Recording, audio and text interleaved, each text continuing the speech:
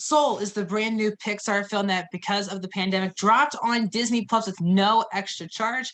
It stars the likes of Jamie Foxx, Tina Fey, Graham Norton, Felicia Rashad, Daveed Diggs, Questlove, and Angela Bassett.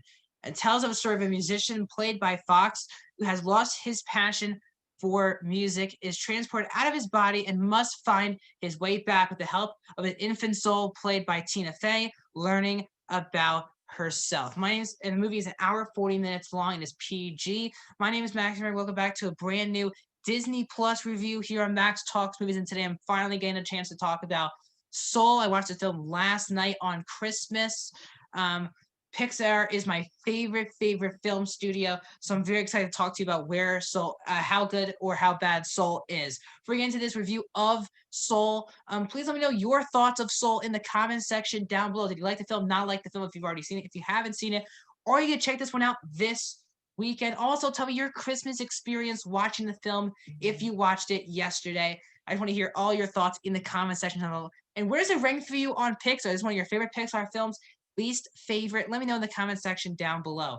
Also, please like this video if you're enjoying the video right now. Also, if you like movie reviews, TV show reviews, platform reviews, and movie rankings, please hit that subscribe button, ring that bell. This YouTube channel will be for you. Also, if you want to follow me on social media, it is also in the comment section comment section down below. Let's get into this review.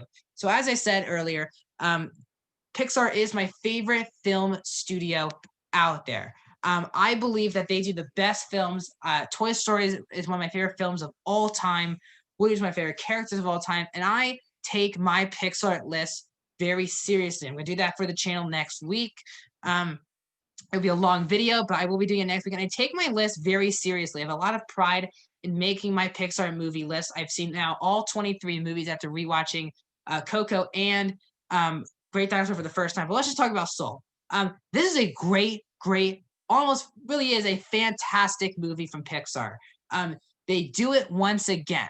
And this is someone who actually loved Onward or really enjoyed Onward. Onward's still my top 10 of the overall on the year. So I was always, and Pixar, I don't care what the promotion is. If the promotion sucks, if it's good, I'm going to be in that seat. And that's what it was for Onward. Now, this movie, I was all in for. The trailers look great. The reviews were absolutely fantastic. Feels like everyone has the same opinion on this movie, and I am going to jump on the bandwagon because this is a excellent film directed by Pete Docter, who, if you watched the Disney merger meeting, the Disney investor meeting, you know that he basically runs Pixar now, and he directed Inside Out, Up, Monsters, Inc., and Soul. Those are his 4 feature film directorial efforts. And this film is getting compared to a lot of Inside Out. But this film is very different from Inside Out. Now, while Inside Out is basically your emotions, this is actually your soul itself. What makes you tick? And I think that Jamie Foxx is so great as his lead character. He plays Joe Gardner, who's his middle school band teacher. He's kind of failing. He's not what he wants to be. He wants to be a professional jazz musician. But because he's stuck in this band, he finally gets this big gig with a character played by Angela Bassett, and his friend voiced by Questlove, comes in and says that you can be in this band for tonight, and if she likes you, you can stay on tour. If not, you're gone. And right as this thing happens, the story does kick in. And what I'm also very happy about with this movie is the fact that the marketing doesn't really show you anything of how stuff happens. I think a lot of movies try to sugarcoat you with actual plot details and trailers. And I was so pleased watching the movie because there were so many unexpected moments and surprises that were not in the trailer. And I was watching and I told myself, I was like, wow, they really didn't show anything in the trailer. And I rewatched the trailer and they really didn't show anything, which is a really brilliant move by Pixar. This is also, as Pixar continues to get older and older, this film looks absolutely mesmerizing. It's a beautiful looking movie. I still think Toy Story 4 is the best looking Pixar movie that we've gotten so far, but this, Incredibles 2, and Soul have been 3 movies of the past 3 years that have looked absolutely photorealistic. And I have a big connection to jazz. When I was in middle school, I played jazz, and I had a jazz teacher who I absolutely love to this day. And just knowing that type of story and how people have that much passion for jazz, that's why I think La La Land is a near masterpiece. And this film also tackles jazz in a very relatable, authentic way. And the movie isn't around jazz like La La Land is. This movie is about your soul itself. Once we meet Tina Fey's character, Tina Fey is also very great in the movie. And when you know about her story and why her soul continues to stay in this realm for years and years and years, she doesn't have a passion for life.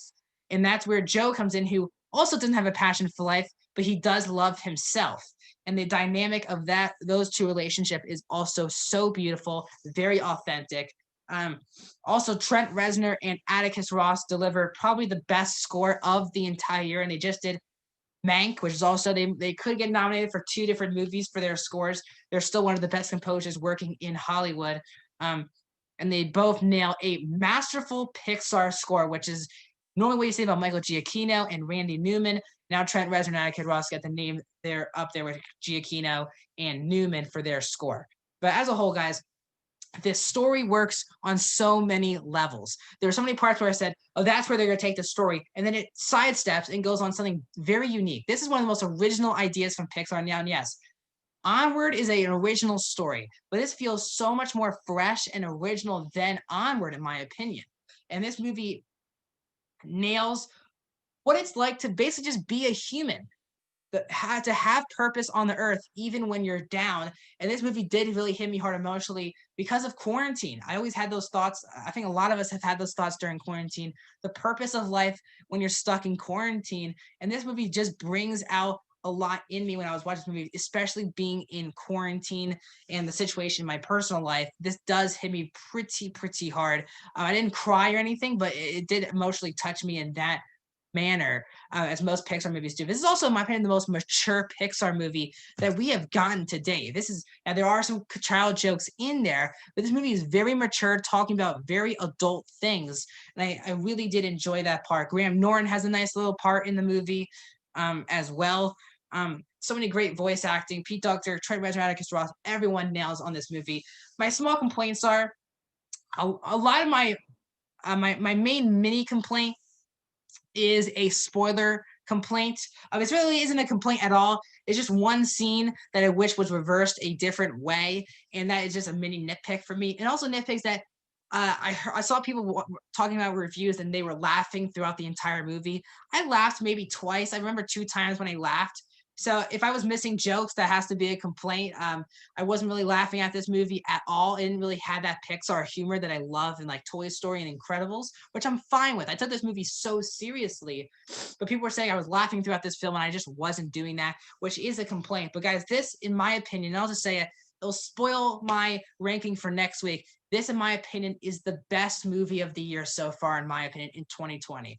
I had Trial of the Chicago 7 at the top of the list, and this movie has surpassed it. Pixar once again comes with another huge, amazing, original product that I believe everyone should be watching during this Christmas time and during quarantine. It gives you a lot of positiveness and it teaches you a lot of life lessons that we all need to know. So I'm going to give Soul Guys a 4.5 out of 5, a 93%. It's a really great movie, guys. Best movie of the year. I'll tell you where that ranks on my Pixar list. Is it top tier for me? No. I'll tell you where that fits in next week. So you got to ring that bell for notifications when I do my 23 movie Pixar ranking and my overall year ranking of 2020. This is the best thing Disney Plus has done, and this is the best thing Pixar has done in some time, in my opinion. As I said, I do love Toy Story 4 more than this, but I do love this movie as well. So that'll wrap up my review of Pixar Soul. Let me know your thoughts in the comments section down below. If you really enjoyed this film, let me know. If you didn't, also let me know. I want to have a nice discussion in the comment section down below. Thank you guys so much. I'll see you guys in the next one.